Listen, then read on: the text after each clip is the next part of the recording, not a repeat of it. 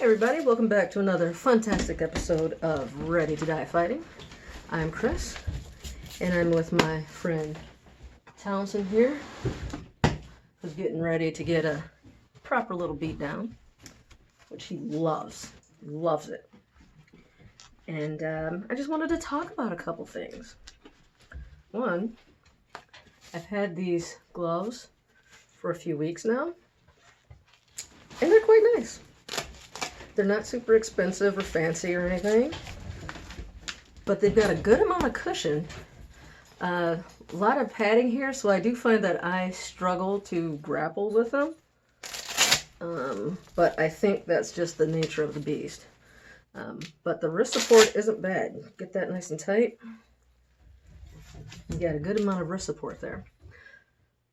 So last week I made a video about punching hard. And it really is something you have to practice doing. So I am quite accustomed to punching hard on my heavy bag, but not so much this. And just being on the ground like this, your angle, like everything's different. But punching this is not the same as punching that. It kind of is, because it's still punching, and some of the mechanics are similar in that you still want to use your hips in it as much as you can, but it is different. The movements are different, the angle's different, and I think it's mainly the angle, because what I'm noticing is I can punch my heavy bag with no gloves if I want to. I don't punch it as hard, but I can punch it, and it doesn't really bother my wrists.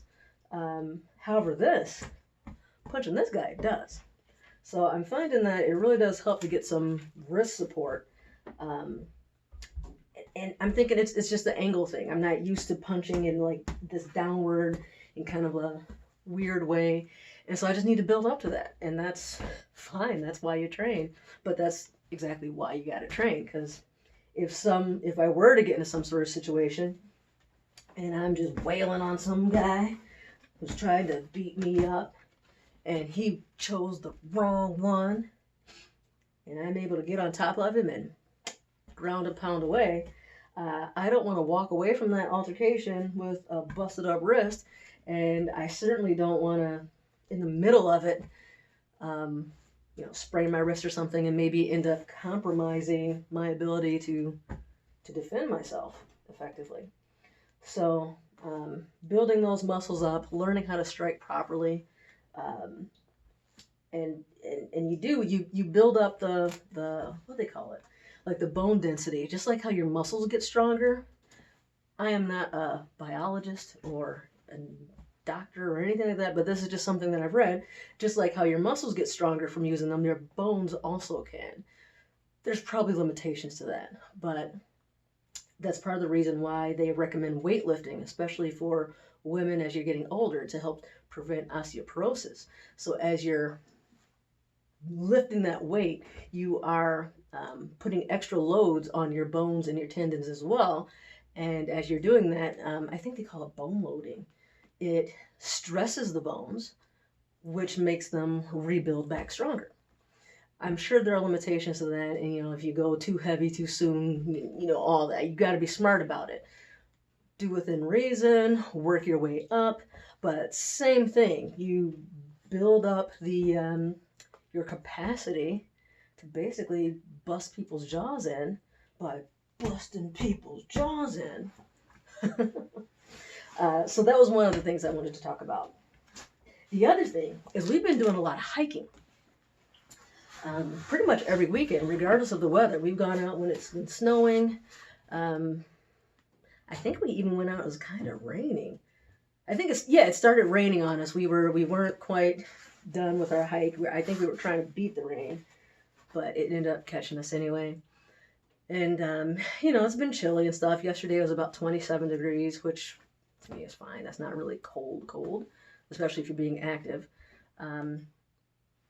But what I found is I've been thinking about bugging out. And, people in the prepper community, that's something you see and hear 1,000 times. I know I've talked about it many times. I don't know if I've always talked about it on the channel, but I've certainly talked about it with other friends and stuff. Just the idea of putting on a backpack and taking off on foot or possibly by bicycle into the woods and escaping whatever tragedy is going on. Sounds good in theory, but there are a lot of problems with it. And I have no intentions of bugging out. And I kind of a advocate against bugging out. I mean, I feel like it's the absolute last resort. And I have a hard time thinking of a scenario where I would actually need to do that. I mean, just thinking historically in the United States, aside from escaping slaves and maybe some Native American tribes who maybe were forced to flee due to colonization, I don't really know of any other times where people had to bug out.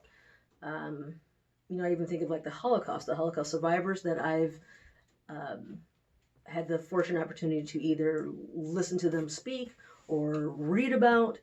They either were able to escape the United States or they went and hid in an attic or a basement or a barn or something. I have not heard any stories of them taking off into the woods and surviving, World War II that way. So not to say that it didn't happen, I just don't know about it. So it's hard for me to make a case for bugging out when I don't really see it happening historically. But all that said, what I realized in our hikes, especially our hike yesterday, we were in just a small park, maybe 2.5 miles we walked. Not a big deal. Most of our hikes have been in like between 2 and 3 miles, just out there for maybe an hour and a half. But we're using our compasses and maps and different navigational tools like that. I'm trying to teach them about navigation, them being my boys, also practicing what I already know. And navigating is tricky. It's tricky. There's a lot of paths. At least in this particular park we were in, what I found was we had 2 different maps we were using, one on my phone and one paper map, and both maps were slightly different. So there's that. But then also both maps were different from what we were seeing in real life. There was a bunch of trails in the park that were not on the maps, and some of the trails on the map didn't seem quite right. Like things were just off. Things were just off.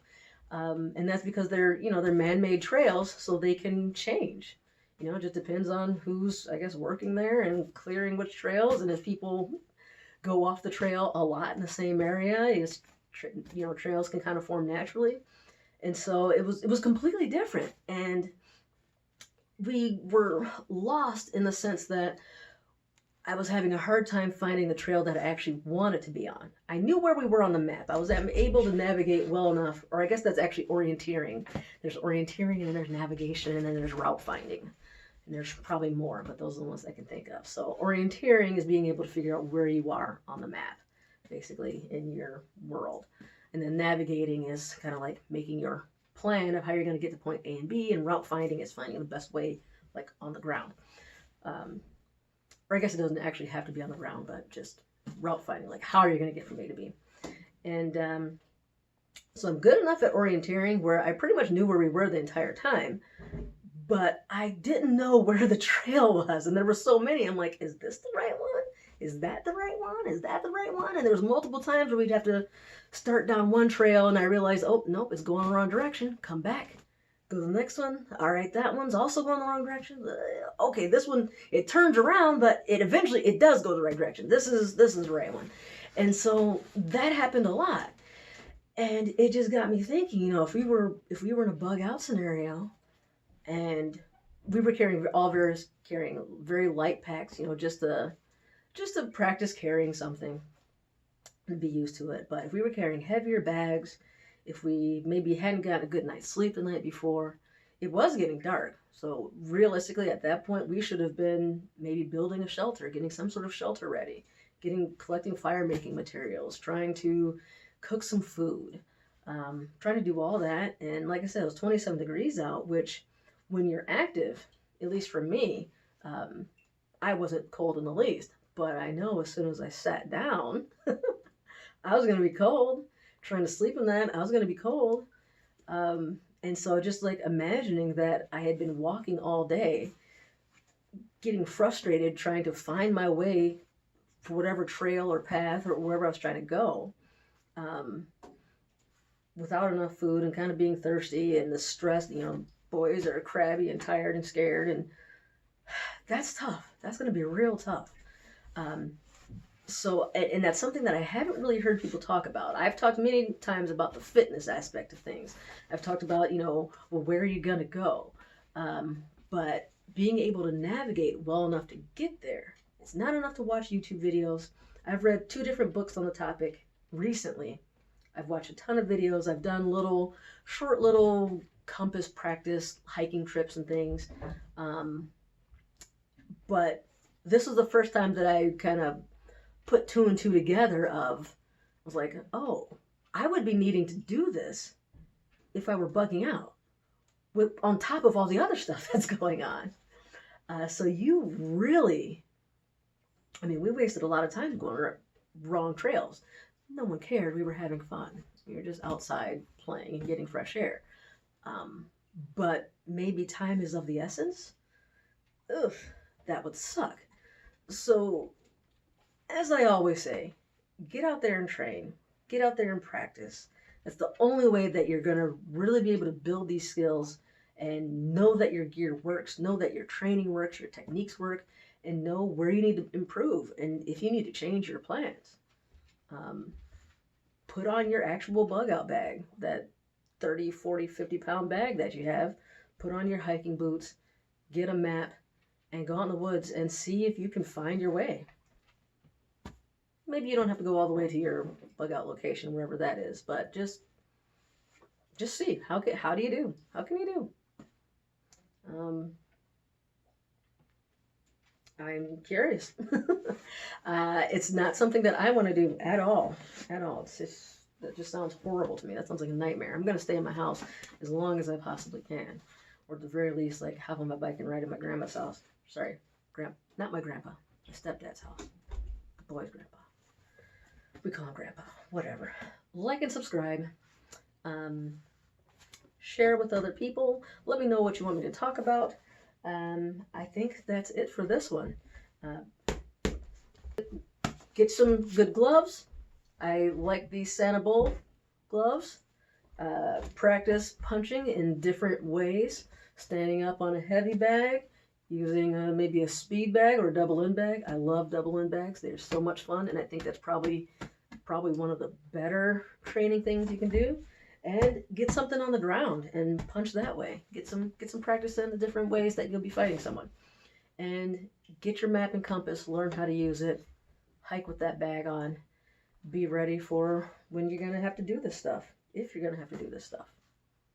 It's good exercise nonetheless, and it is fun. So if you don't think it's fun, well, that sucks. I think it's fun. If you don't think it's fun, do it anyway. You're going to need the practice. All right. Catch you guys in the next video.